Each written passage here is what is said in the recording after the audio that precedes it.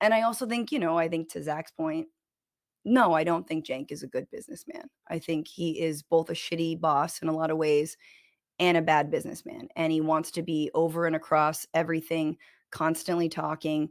And to be fair, I mean, it's probably better than him trying to run for office again. Oh, Bro. Yeah, what a humiliation that was. What is up, everyone? As you guys can tell, this is one of those clips from the Vanguard where they have on Francesca Fiorentini and she absolutely unloads on Cenk Uygur. I mean, this isn't just a disagreement, this is a full-on career therapy being aired in public. And as you guys can tell from just the start of this clip, she's already calling him a shitty boss, and many more words we're going to hear later on in this clip. She's also going to be doing a lot more than just insulting, going deep into the questions around his leadership, tearing into this business record, his media empire, and even his personality. So if you are someone that wants to see the dark side of Cenk Uygur, or if you've ever had a terrible boss, what she says within this clip might hit close to home. So without spoiling too much, let's get into this clip where of course I'll also be giving you my unfiltered take. And that's what's also funny is when Cenk's like, like, you want to criticize me, but what have you built? What have you built? It's like, bro, what the fuck have you built? You've miserably failed in every single one of these ventures, even regardless of business. He's not a good activist either. None of his quote unquote activist packs, ventures, whatever you want to call it, none of them have succeeded. None of them have gone anywhere. They've all just sucked up money from, good faith progressive viewers and thrown it in the trash essentially. But either way, And really I think appreciate that's the other thing is, sorry, last. you're And good. if you No, guys you're like good. it's like the other thing is the world has changed, and the media landscape has changed. I mean, you know, TYT is basically like starter pack politics when you discover what YouTube is. You know what I'm saying? Like it's like the free game that comes along with your iPhone. Like that's how entrenched TYT is with all of this.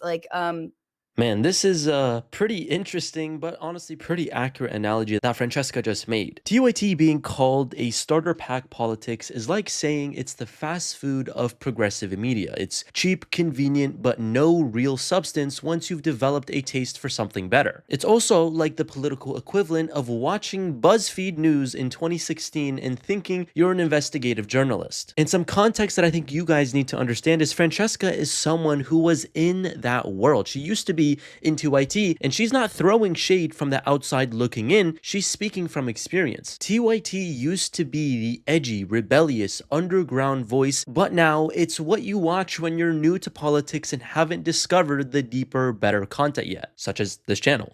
When your platform becomes the intro class that people graduate out of, that's a branding death sentence. It means you're no longer leading the movement, you're just the pit stop. And to be honest, I think this is exactly why TYT is struggling. The audience has evolved, but the network hasn't. It stayed stuck in its own glory days like a rock band still touring off a 2005 hit. You want to know why newer shows like Breaking Points or even some TikTok political commentators are eating TYT's lunch? It's because they're adapting. They are raw, they're evolving, and they're actually listening to the audience. Meanwhile, TYT is out here repackaging this same talking points with a smug attitude and acting surprised that people are unsubscribing. At the end of the day, if TYT doesn't reinvent itself, it will stay in that dusty old part of YouTube where people say, remember when they used to be good. Of course, that's just what I think. You guys can let me know in the comments if you agree, but let's go ahead and get into these other bigger points.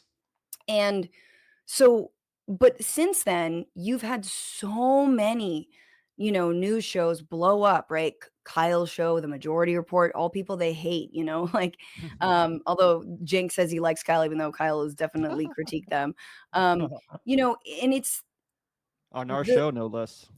yeah. And there's also like more alternative media, right? It is like, whether, I mean, the Intercept has changed, but you like the Intercept or like now the plethora the what is it? The American Prospect. There's a lot of good ones out Yeah, there. but also like, Substack, like there's just so many more media outlets, so it's much more competitive.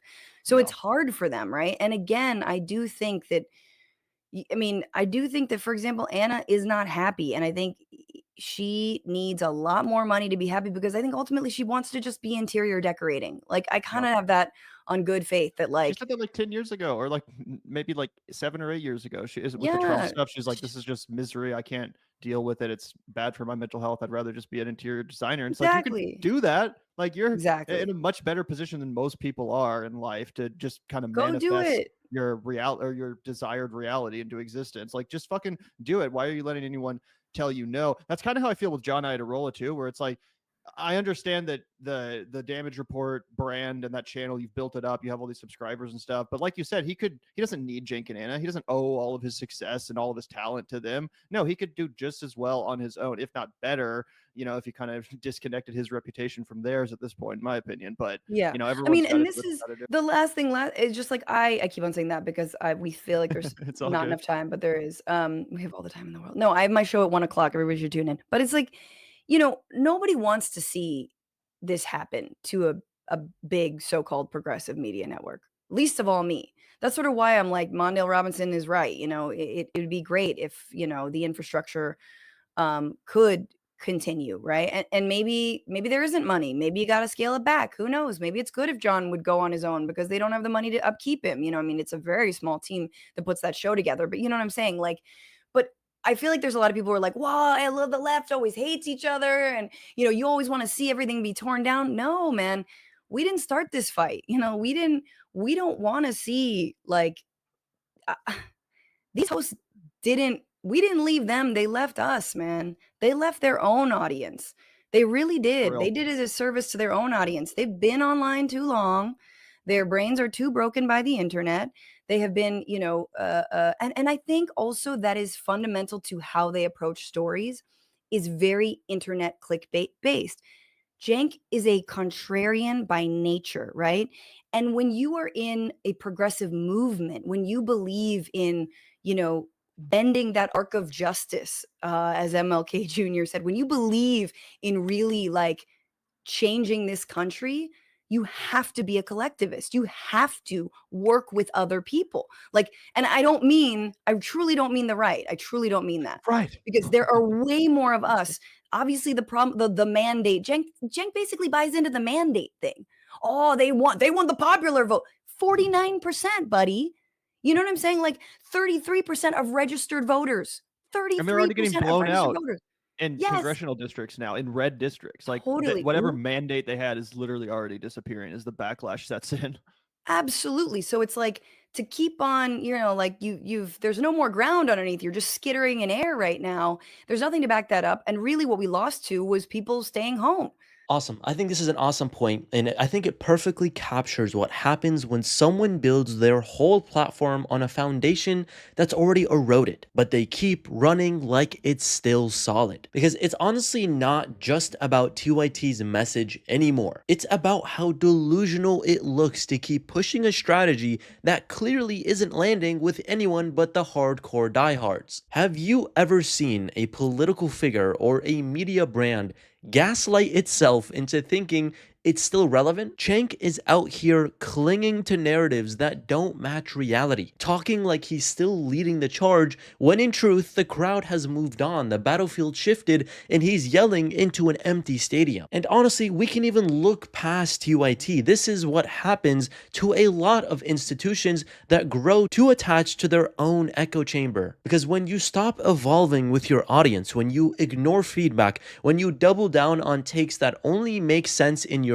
own curated bubble, you don't just look out of touch, you look desperate. There's no data, no momentum, no trust left to support the image TYT keeps projecting. They're floating on nostalgia and inertia and hoping people still remember the good old days when they were edgy and different. TYT didn't just lose political ground, they lost the emotional trust of the very people who built them up, and now they're left skidding in the air, still talking, still spinning, but with nothing left underneath, which is basically what Francesca is saying. So, of course, as always, I would love to hear what you guys think. This is a channel where I want to hear the opinions of the people here, the community here. So let me know your thoughts down in the comments below if you agree with the points made within this clip, the points that I just made, or with anything at all, or even disagree. Let me know in the comments below. Be sure to give us a like and subscribe. And of course, I will see you guys in the next video.